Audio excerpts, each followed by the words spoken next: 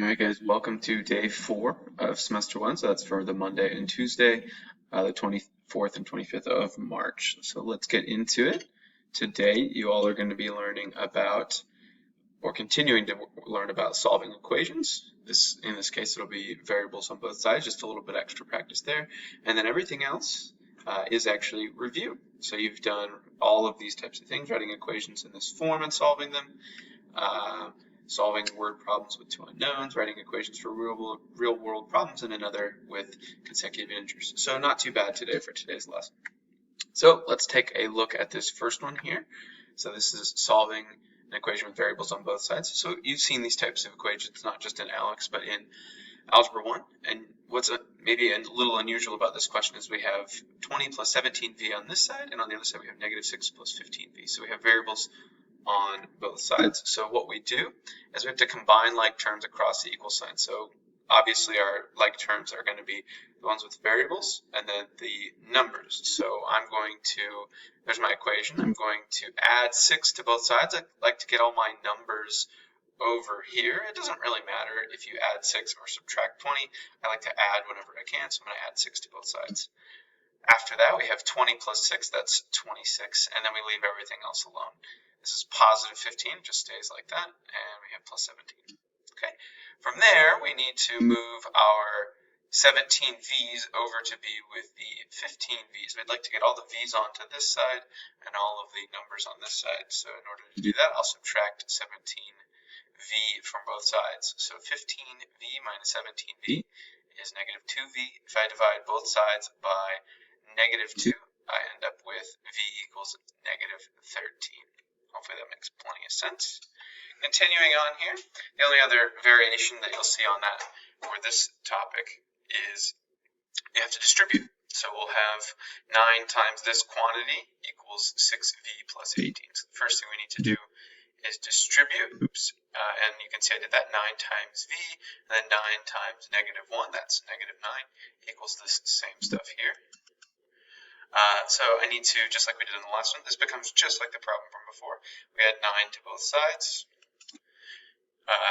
Nothing happens to our letters, and we have 18 plus 9, that's 27. We have 9v and 6v. Let's get this 6v over with the 9. So subtract 6v on both sides. We get 3v equals 27. Divide both sides by 3, and we get v equals positive 9. Hopefully that makes sense. So going back just a second, the only difference between these is that we had to distribute at the beginning. Everything else is the same. We combine like terms across the equal sign. Okay, moving forward from there, we're going to see questions like this where you're given some information and then you have to write the equation out and then solve it. So in this one it says Charmaine is saving money to buy a bike that costs $198. She has $63 and will save an additional $9 each week. In how many weeks will she have enough money to use the bike? I'll give you a moment to try. Alright, so here, remember these types of questions are always going to come in this format. So it'll be either ax plus b equals c or ax minus b equals c. That's what we have to decide between, keeping in mind that here our x's are just represented by w's for the number of weeks. Now in this case, the c is always going to be the total, so that'll be 198. That's going to go right here. And then remember the word per. Where did it go? Each week, or each week means it's going to be 9 times the number of weeks. So the real question is, the 9 goes here, the 198 goes over here. The real question is, are we going to add the $63 or subtract the $63? So here it says that the $9 per week is in addition, or she saves an additional amount. So there, that means we're going to take the 63 and add 9w each time. So we'll take 9w, that's each week, and we'll add the 63 that she started with, and then it'll equal 198. That's how much she needs to save to buy the bike. So take a second, solve for w. Great, so you get w equals 15. You just subtract 63 on both sides, and then divide both sides by 9. Should give you w equals 15. All right, next we've got one here. You've done ones like this before. So a washer and dryer cost $1,000. The cost of the washer is 3 times the cost of the dryer. What is the cost of the dryer?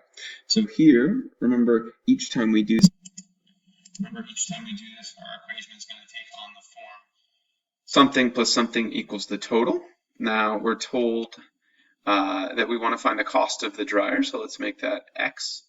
Then we're told that the washer is 3 times the cost of the dryer.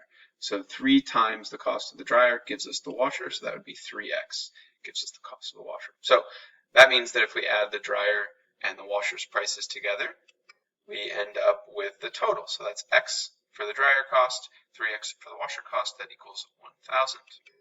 So from there, we just combine like terms. X plus 3x equals 4x, that equals 1,000. Divide both sides by 4, and we get, of course, x equals $250.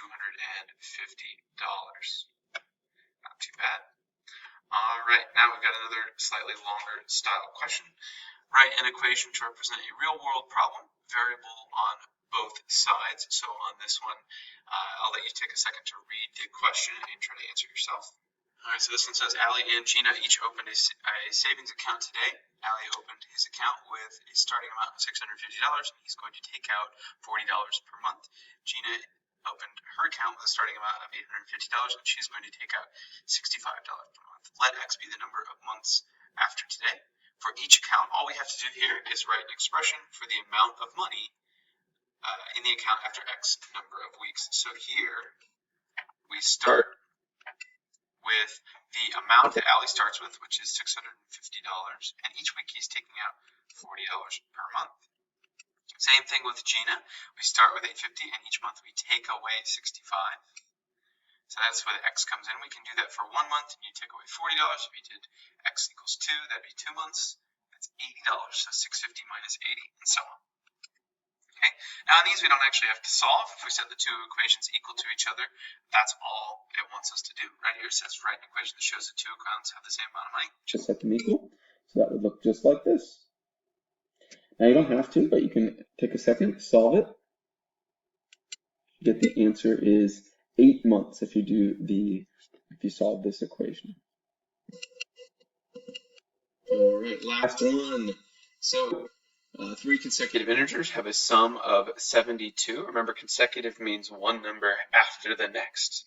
So here we're going to have the first number plus the next number after plus the following number after that equals 78. So x will be the first integer, x plus 1 will be the next integer, and x plus 2 will be the third integer. So I just want to remind you of how consecutive integers work. 7, 8, 9 are consecutive because we're just counting up by 1 each time. So in that case, then x would be 7, x plus 1 is 8, and the next one, if we start with x and we go up 2, 1, 2, we get to 9. So 9 would be x plus 2. So these would be consecutive integers. We can keep following that pattern if we had 3 or 4 or 5 or 6 integers that we were trying to count. Okay, so if we add those 3 integers together, this would be the first integer, this would be the second, and this would be the third. They're consecutive because we're just adding 1 each time. Those equal 78. So we combine like terms. So we go x plus x plus x gives us 3 x's, and then 1 plus 2 gives us 3. So we have 3x plus 3 equals 78. And then we just solve this simple two-step equation. So I take 3 away from both sides.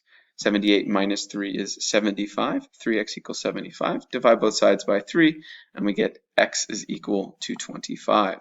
Thanks for watching, guys. Let me know if you have any questions about any of these types of problems. Thanks.